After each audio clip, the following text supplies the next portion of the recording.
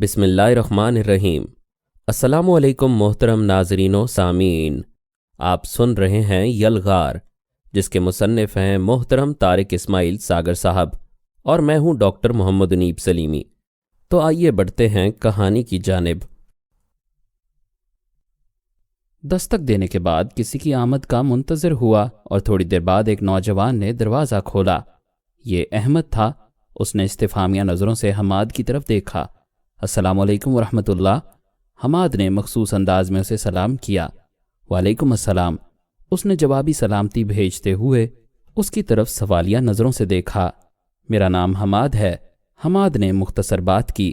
آئیے آئیے، ہم آپ ہی کا انتظار کر رہے تھے۔ احمد 2 قدم پیچھے ہٹ گیا۔ جیسے ہی حماد اندر آیا، وہ دروازہ بند کرتے ہی حماد سے بغل گیر ہو گیا۔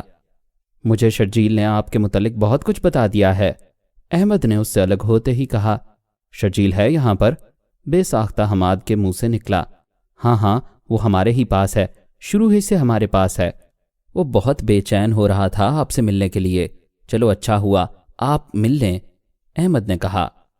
احمد کے منہ سے شرجیل کا نام سننے کے بعد حماد کی بے چینی بڑھنے لگی تھی۔ یار مجھے ذرا جلدی ملا دو اس سے، جب سے تم نے شرجیل کا نام لیا ہے میرا تو اشتیاق بڑھتا ہی چلا جا رہا ہے، حماد نے کہا۔ آئیے، احمد نے جواب دیا۔ ابھی وہ باتیں کرتے بمشکل برآمدے تک پہنچے تھے جب ایک کمرے کا دروازہ کھلا اور شرجیل برآمد ہوا۔ شرجیل، حماد کے منہ سے بے اختیار نکلا۔ حماد، شرجیل بھی باہیں پھیلا کر اس کی طرف بڑھا۔ دونوں ایک دوسرے سے بغل گیر ہو گئے۔ خدا کا شکر ہے تم زندہ ہو، حماد نے اس سے لپٹتے ہوئے کہا۔ ہاں واقعی، ان حالات میں تو ہمیں زندہ رہنے پر بھی خدا کا شکر ادا کرنا چاہیے، شرجیل نے اس سے الگ ہوتے ہوئے کہا۔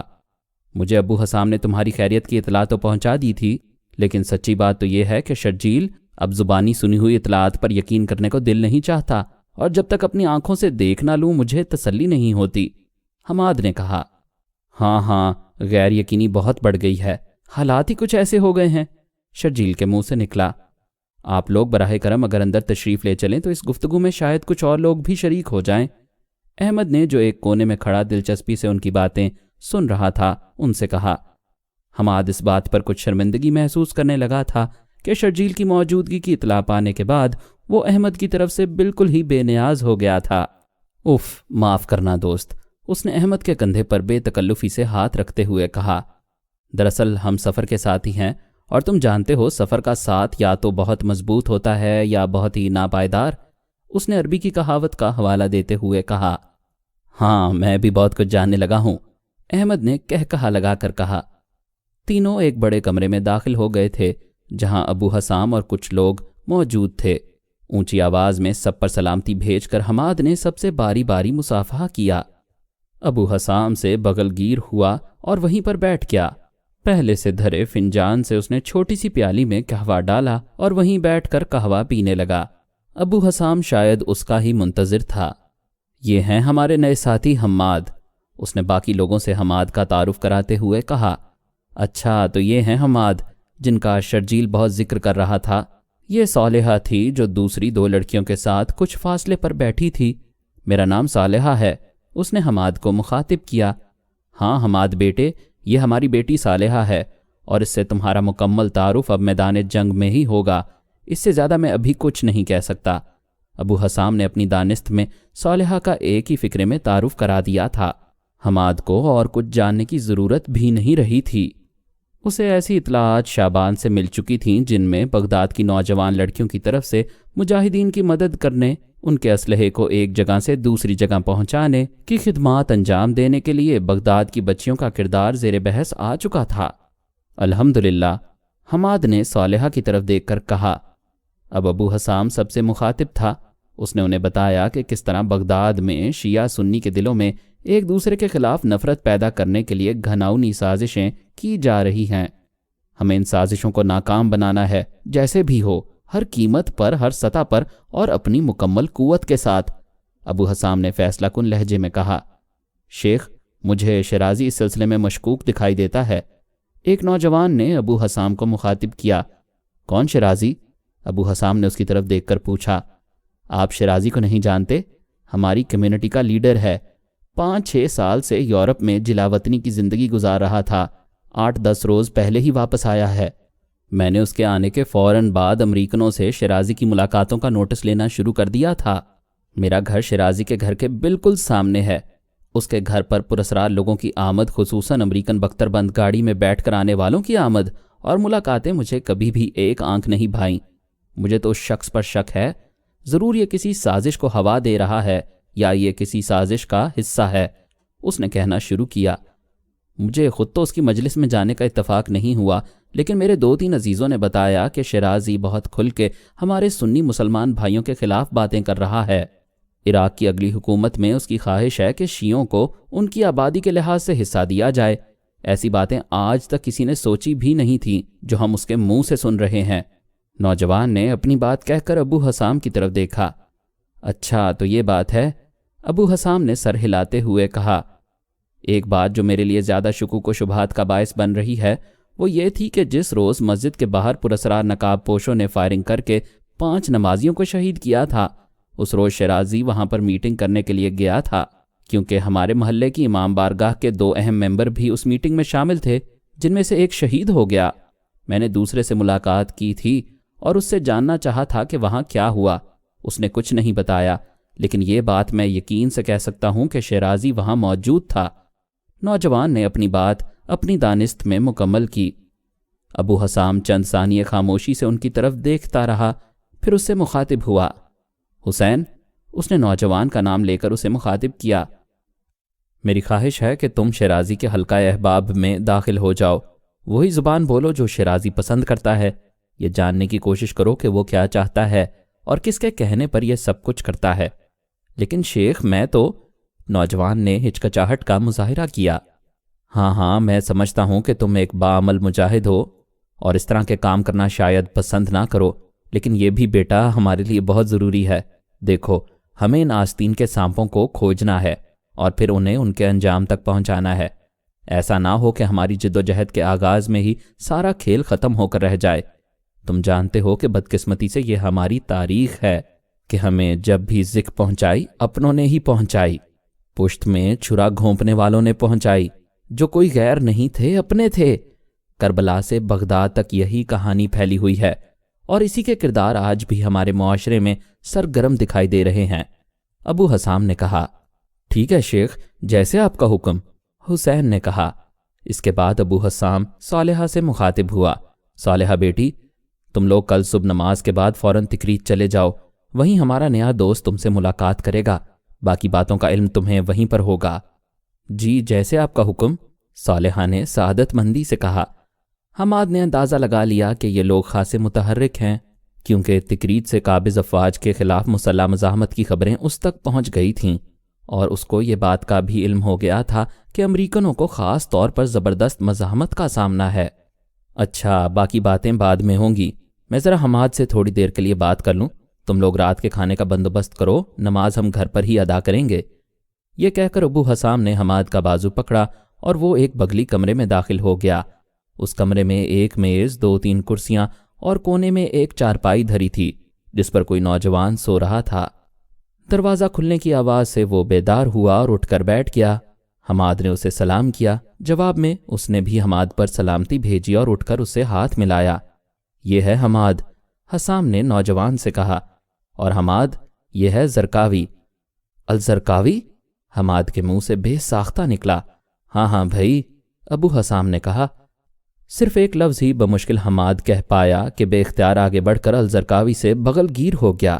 اب وہ بھی الزرقاوی کے ساتھ اسی چارپائی پر بیٹھ گیا جہاں وہ زمین پر ٹانگیں لٹکا کر بیٹھا ہوا تھا۔ ابو حسام نے ان کے سامنے والی کرسی سنبھال لی۔ بیٹا، کرنل مائک سے معاملات کہاں تک پہنچے؟ ابو حسام نے حماد سے سوال کیا۔ جواب میں حماد نے ساری کہانی مکمل تفصیلات کے ساتھ انہیں سنا دی۔ جب حماد بات کر رہا تھا، زرقاوی خاموشی سے سر جھکائے اس کی بات سن رہا تھا۔ بمشکل 2 یا 3 مرتبہ اس نے حماد کی آنکھوں میں جھانک کر اس کی طرف دیکھا تھا۔ اس دوران اس نے نہ تو کوئی اس سے سوال کیا اور نہ ہی کوئی ایسا تاثر دیا جیسے اس کی بات پر اس نے کوئی رائے قائم کر لی ہو۔ حماد کے لیے زرقاوی کا یہ رویہ نہ سمجھ آنے والا تھا، کیونکہ ابھی تک اس نے حماد کو کسی بات پر ٹوکا بھی نہیں تھا، نہ ہی اس سے کوئی سوال کیا تھا۔ میں پہچان رہا ہوں، تم جس کی بات کر رہے ہو یہ وہی شخص تو نہیں؟ زرقاوی نے اس کی بات مکمل ہونے پر بمشکل ایک فقرہ کہا۔ جی میں سمجھا نہیں۔ حماد نے سوالیہ نظروں سے اس کی طرف دیکھا۔ چھوڑو اس بات کو، تمام باتیں سمجھنا ضروری نہیں ہوتا، زرقاوی نے مسکراتے ہوئے کہا۔ میری تو ان لوگوں سے پرانی دوستی ہے، 12 سال پرانی دوستی۔ 12 سال سے ہم ایک دوسرے کا تعاقب کر رہے ہیں، کبھی میں آگے ہوتا ہوں وہ پیچھے، کبھی وہ آگے ہوتے ہیں اور میں پیچھے۔ معلوم نہیں اور کب تک ہم ایک دوسرے کے پیچھے بھاگتے رہیں گے۔ شاید سمجھتے ہیں کہ بددل ہو کر خود بھی پیچھے ہٹ جائیں گے۔ یہ بظاہر بڑی کامیاب حکمت عملی ہے، لیکن ایسا نہیں ہوگا، ابو حسام نے کہا۔ ہاں ابو حسام، ایسا بالکل نہیں ہوگا۔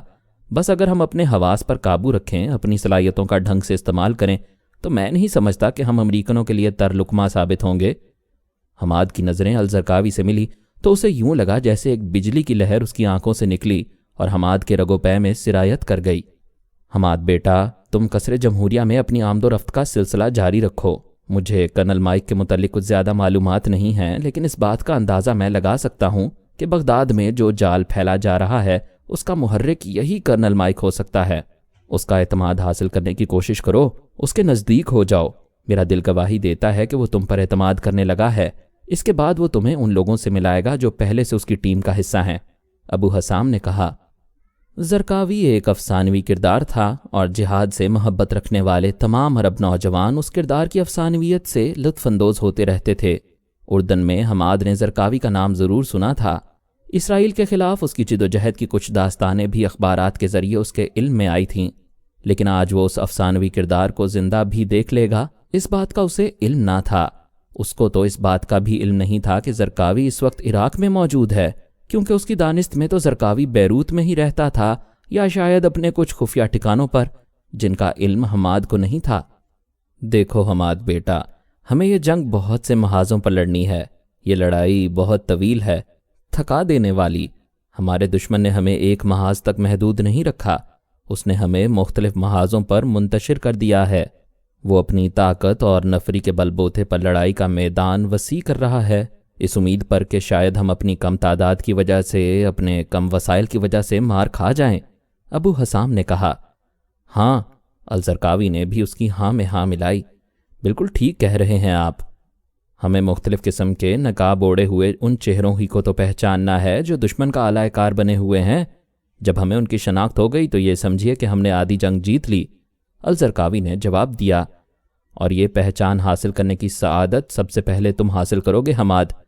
ہمیں تم سے بہت امیدیں وابستہ ہیں، ابو حسام نے حماد کی طرف دیکھ کر کہا۔ حماد خاموشی سے ان دونوں کو دیکھنے لگا۔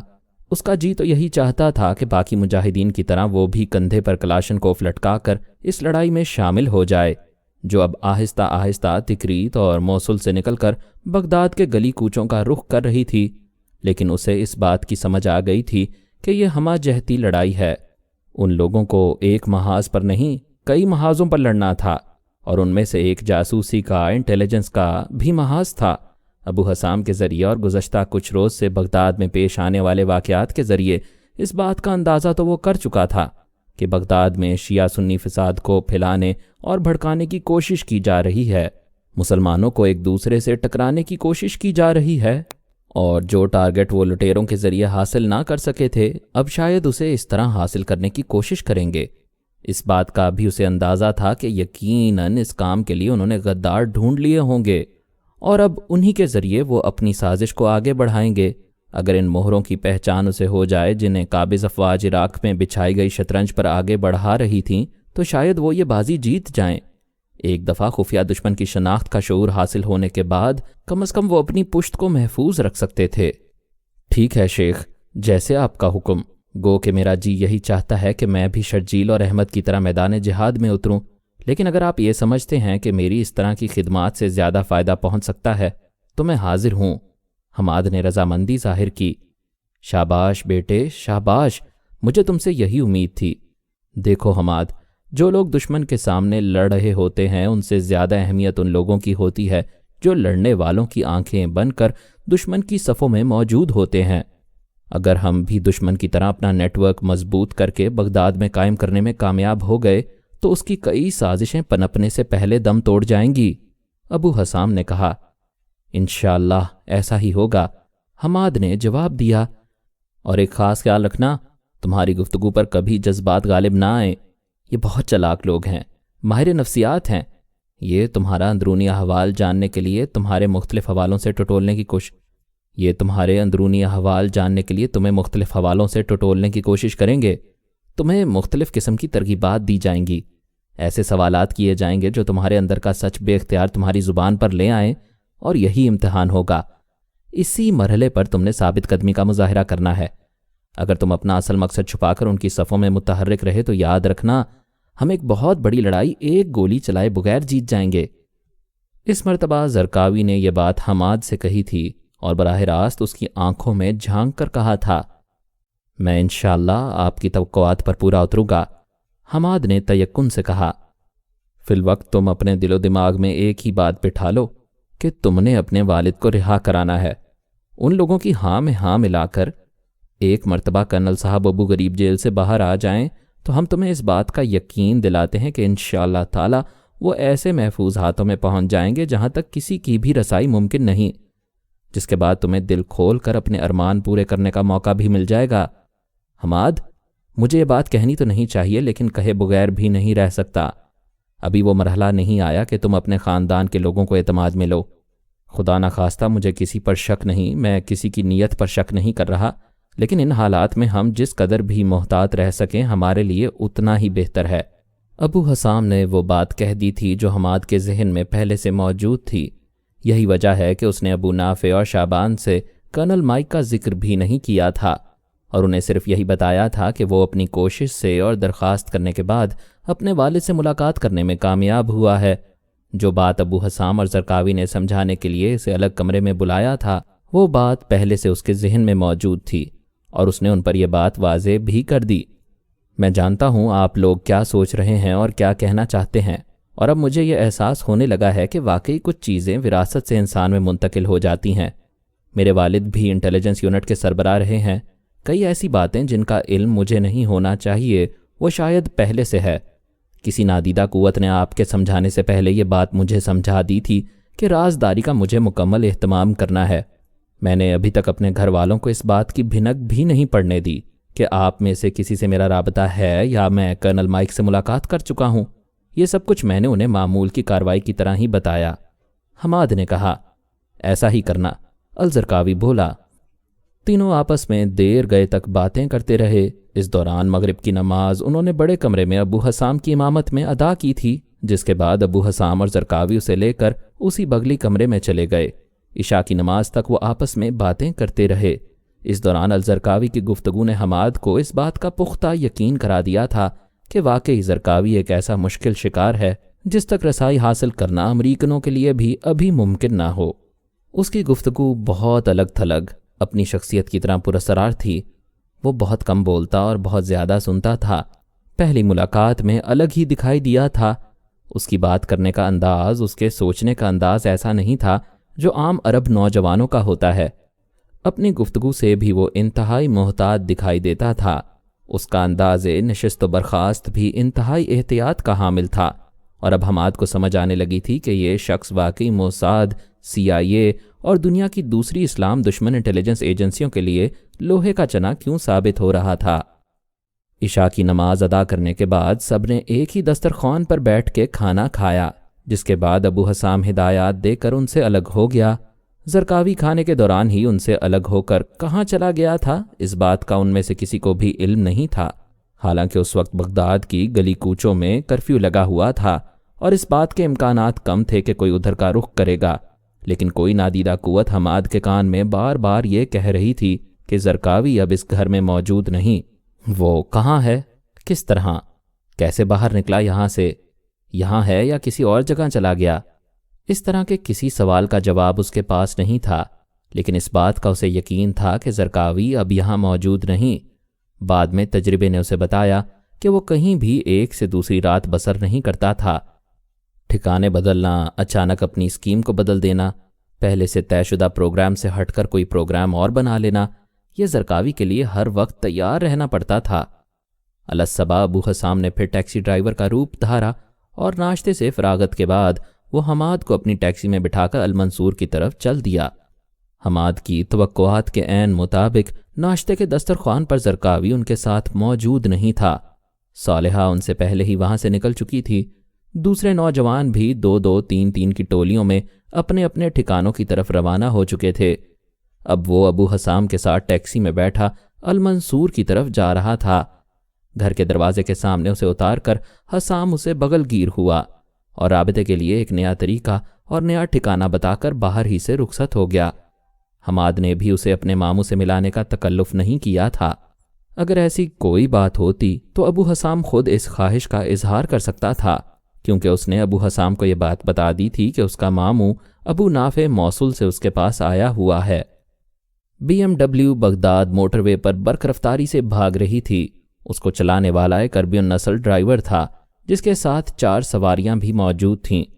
उर्दन और इराक के दरमियान इन गाड़ियों का सिलसिला आमदोरफ्त जारी रहता था और जंग के बाद तो इस कारोबार में और ज़्यादा इजाफा हो गया था। ज़राए आमदोरफ्त खासे महदूद हो गए थे। जो कि कोचेज़ और बड़ी बड़ी बसें उर्दन से इराक आया करती थीं, उनकी तादाद भी रास्ता गैर महफूज होने की वजह से खासी कम पड़ गई थी। ज़्यादातर लोग अब कारों के ज़रिए ही सफ़र करते थे। BMW चलाने वालों का कारोबार भी अब खासा चमक गया था। वो मामूल से कई गुना ज़्यादा किराया वसूल करके सवारियों को उर्दन से इराक पहुंचाया करते और इराक से उर्दन ले जाया करते थे। ये मिस्र का कोई ड्राइवर था जो इस बिज़नेस में गुज़श्ता 20 साल से मौजूद था। आज भी जब वो होटल अल हयात में मामूल के मुताबिक पहुंचा तो एक नई बुकिंग उसकी मुंतज़िर थी। होटल वालों ने मामूल के मुताबिक अपनी कमीशन पहले ही से वसूल करके मुसाफिर उसके हवाले कर दिए। ये 4 अरबी थे। मिस्री ड्राइवर की जहां दीदा निगाहें भी इस बात का अंदाज़ा ना लगा सकीं कि उन 4 अरबियों में से एक कर्नल माइक भी था। गो कि उसने अभी तक बराह रास्त गुफ्तगू नहीं की थी, लेकिन अगर वो गुफ्तगू भी करता तो शायद ये ड्राइवर इस बात का अंदाज़ा ना कर पाता कि वो किसी अंग्रेज़ी बोलने वाले से बात कर रहा है। इस वक्त कर्नल माइक BMW की आखिरी सीट पर नीम दराज महवे सफ़र था। उसे एक अहम मिशन पर उर्दन जाना था। यहाँ एक बड़ी शख्सियत उसकी मुंतज़िर थी। उसका ये एक तरह से ऑफ द रिकॉर्ड मिशन था और ऐसे कई ऑफ द रिकॉर्ड मिशन उसका मामूल थे। रास्ता गैर महफूज ज़रूर था, लेकिन मोहताज ड्राइवर हिफाजत का कोई पहलू नज़रअंदाज नहीं करते थे और उमूमन सलामती के साथ एक से दूसरे मुल्क में पहुंच जाया करते थे। BMW मामूल के मुताबिक जब इराक की सरहदी पोस्ट पर पहुंची तो अमरीकन फ़ौजियों ने उसकी उसी तरह तलाशी ली जिस तरह वो दूसरी गाड़ियों की लिया करते थे। किसी भी लम्हे ऐसा कोई तासुर पैदा ना हुआ जो BMW में मौजूद सवारियों या ड्राइवर को ज़रा सा भी शक डालता कि उनमें एक अजनबी भी मौजूद है। कर्नल माइक अपने साथियों से बातचीत करता आया था, लेकिन ज़्यादातर वो खामोश ही रहता था। उसके तीनों साथी बात करते थे और वो उनके दरमियान किसी किसी बात का जवाब दे दिया करता। रास्ते में एक जगह रुककर उन्होंने खाना भी खाया, कहवा पिया और अब वो इराक की आखिरी सरहदी पोस्ट अबूर करने के बाद उर्दन में दाखिल हो गए थे। उर्दन के इमिग्रेशन हुक्काम ने उन सब के पासपोर्ट चेक किए, उनकी अच्छी तरह तलाशी ली और करीबन आधा घंटा यहाँ मुख्तलिफ मराहिल से गुजरने के बाद वो अब उर्दन के दारुल हुकूमत ओमान की तरफ महवे सफ़र थे। ओमान पहुंचकर इंटरकॉन्टिनेंटल होटल से कुछ फासले पर ही BMW रुकी और कर्नल माइक अपने बाकी साथियों से मुसाफहा करने के बाद अपना छोटा सा बैग उठाकर नीचे उतर आया। अब वो पैदल इंटरकॉन्टिनेंटल होटल की तरफ जा रहा था। होटल की रिसेप्शन पर उसने एक अरबी नाम लिया। उस नाम से एक कमरा पहले से बुक था। अपने कमरे में पहुंचकर उसने इत्मीनान से अपना बैग रखा, बाथरूम में शावर लेकर रास्ते की थकन को दूर किया और अपने कमरे में टेलीफोन के जरिए कॉफ़ी मंगवाकर उससे ताज़ा दम होने की कोशिश करने लगा।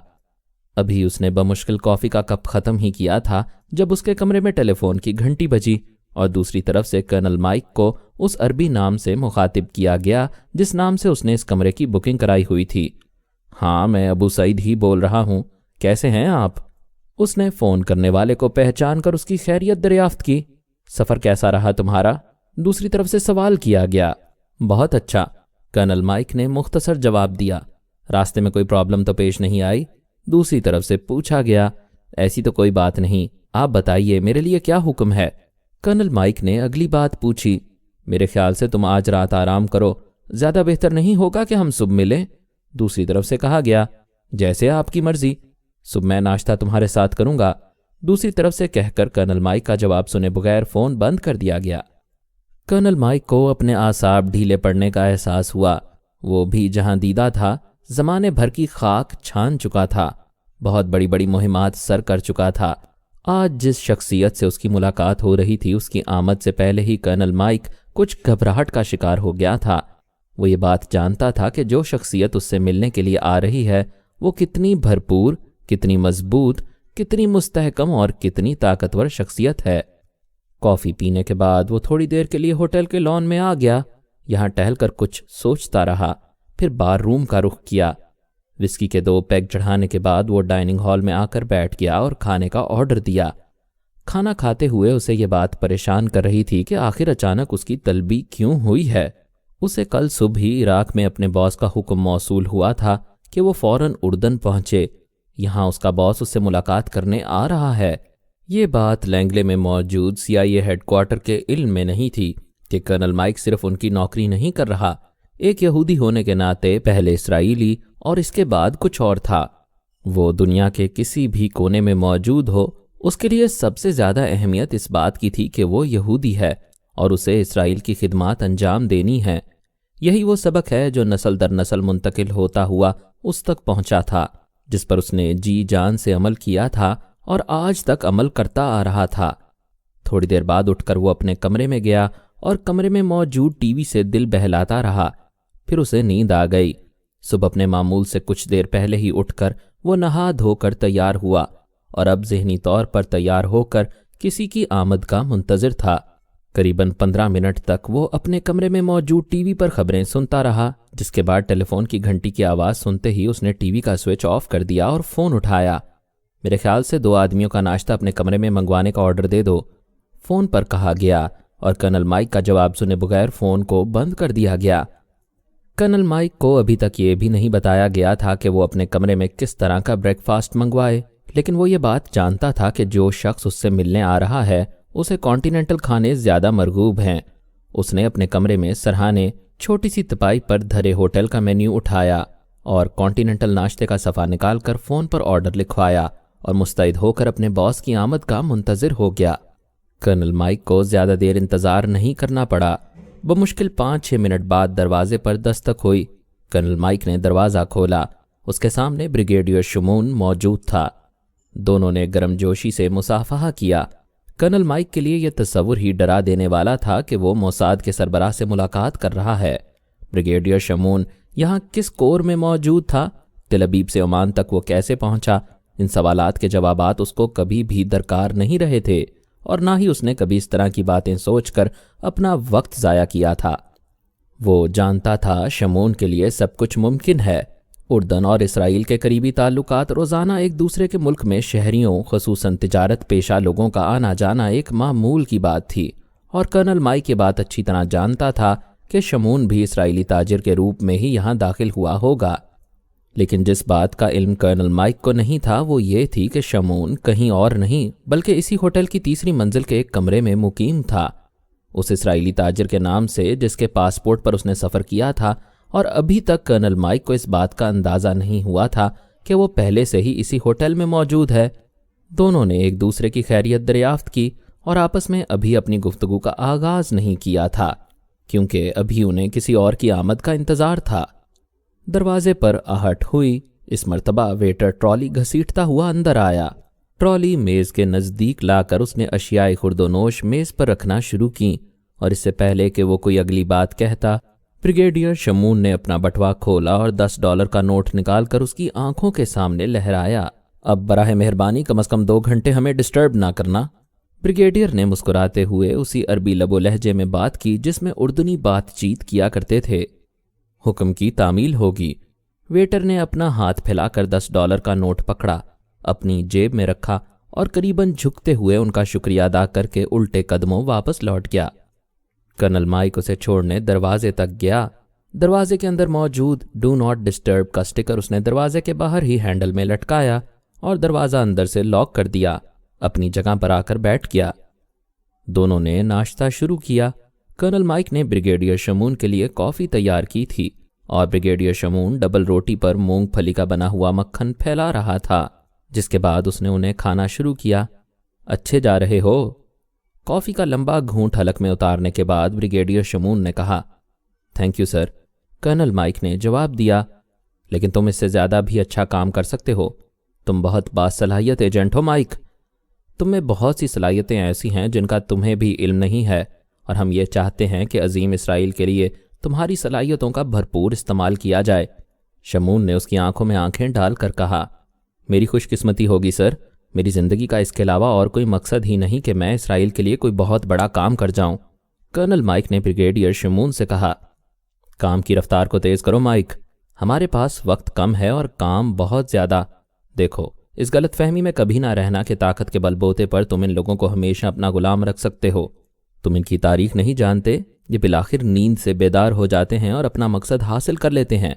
کم از کم ہم امریکیوں کی طرح اتنے بے وقوف نہیں کہ یہ بات اپنے ذہنوں میں بٹھا لیں کہ ہمیشہ ہم عراق پر قابض رہ سکیں گے۔ جلد یا بدیر یہاں سے نکلنا تو ہوگا۔ تم صرف ایک کام کر سکتے ہو مائک، اور وہ یہ کہ امریکہ اور اس کے دوستوں کو عراق میں کام مہیا کرتے جاؤ۔ یاد رکھو، جتنی دیر یہ لوگ مڈل ایسٹ میں موجود رہیں گے یہاں بے چینی رہے گی، اور ہم انہیں اور عربوں کو آپس میں مصروف رکھیں گے۔ یہی وہ وقت ہے جس میں ہم اپنے لیے کچھ حاصل کر سکتے ہیں۔ انہیں آپس میں الجھاتے رہو، ایسے حالات پیدا کرتے رہو کہ امریکہ کے لیے خطرات بڑھتے رہیں اور وہ ویتنام کی طرح عراق کو چھوڑ کر بھاگ نہ جائے۔ شمعون نے کہا۔ مزید اقساط سننے کے لیے ہمارے چینل کو سبسکرائب کریں اور بیل آئیکن کو کلک کریں تاکہ آپ کو ہماری نئی ویڈیوز کے متعلق نوٹیفیکیشنز ملتی رہیں۔ ہماری ویڈیوز کو لائک اور شیئر کریں اور کمنٹ سیکشن میں ہمیں اپنی رائے سے آگاہ کرتے رہیں۔